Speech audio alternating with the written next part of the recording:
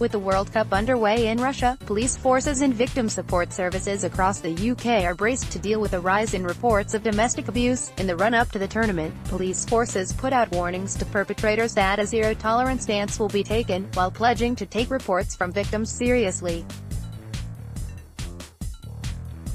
Research shows that incidents of domestic abuse rise when England play, whether they win or lose. The most detailed research into the phenomenon was carried out by Lancaster University, whose researchers analysed figures from Lancashire Constabulary across 3 tournaments in 2002, 2006, and 2010. The research found that incidents of domestic abuse rose by 38% when the England team lost and increased by 26% when England won or drew, compared with days when there was no England match. Incidents of domestic abuse were also 11% higher the day after an England match. West Mercia Police, which covers Herefordshire, Worcestershire and Shropshire, is one force that has launched a campaign with its partners including the region's Women's Aid to raise awareness as the World Cup begins. Throughout the 2014 World Cup, West Mercia Police dealt with 506 domestic abuse crimes, and West Mercia Women's Aid reported that calls to their helpline increased by 11% in June 2014 compared to the previous month, and they were 15% higher than for June in the previous year. Detective Superintendent Richard Long of West Mercia Police told HuffPost UK, research shows that incidents of domestic abuse can rise during international sporting competitions, and certainly when we looked back at the World Cup during 2014, we saw a rise during that time. The police know it is an extremely underreported crime, he said, and research shows that the average victim will suffer in excess of 50 incidents before they tell anyone, suggesting that official figures are just the tip of the iceberg. If we're seeing rises of 10 and 15% of what's reported, it's very concerning to think about what the rise is and what isn't reported, he added.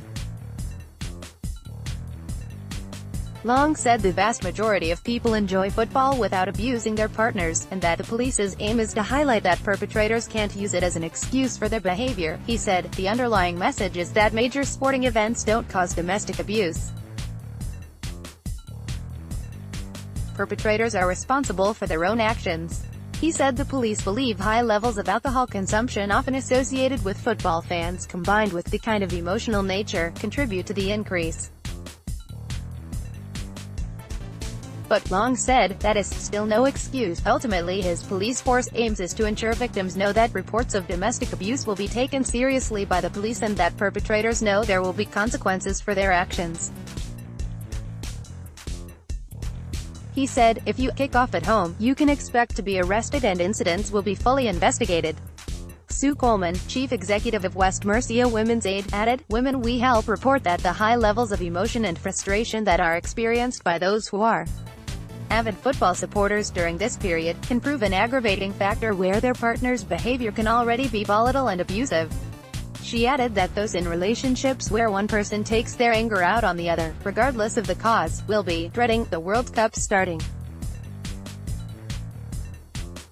Nationally, Women's Aid has been working with football clubs, the FA, the Premier League and BT Sport to call out sexist attitudes and behavior that some fans still exhibit.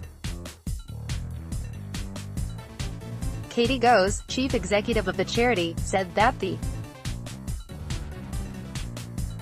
sexism and misogyny underpin violence against women and girls. She said, "These damaging attitudes are rife in our society. Football is no exception." She pointed out that football does not cause domestic abuse. However, she said, domestic abuse does not happen in a cultural vacuum.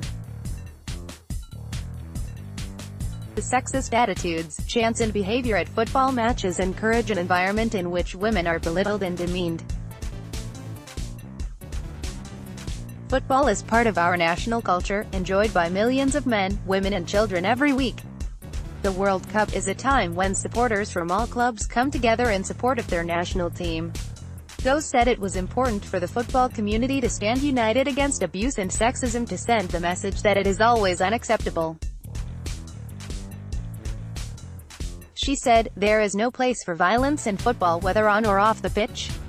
Refuge Domestic Violence Help for Women and Children 0808-2000-247. Visit Women's Aid Support for Abused Women and Children, or call the National Domestic Violence Helpline, run by Women's Aid and Refuge, on 0808-2000-247. Broken Rainbow, the LGBT domestic violence charity, 0845-60-5560. Men's Advice Line for advice and support for men experiencing domestic violence and abuse, 0808-801-0327. Refuge Domestic Violence Help for Women and Children, 0808-2000-247. Visit Women's Aid Support for Abused Women and Children, or call the National Domestic Violence Helpline, run by Women's Aid and Refuge, on 0808-2000-247. Broken Rainbow, the LGBT domestic violence charity, 0845-60-5560. Men's Advice Line for advice and support for men experiencing domestic violence and abuse, 0808-801-0327.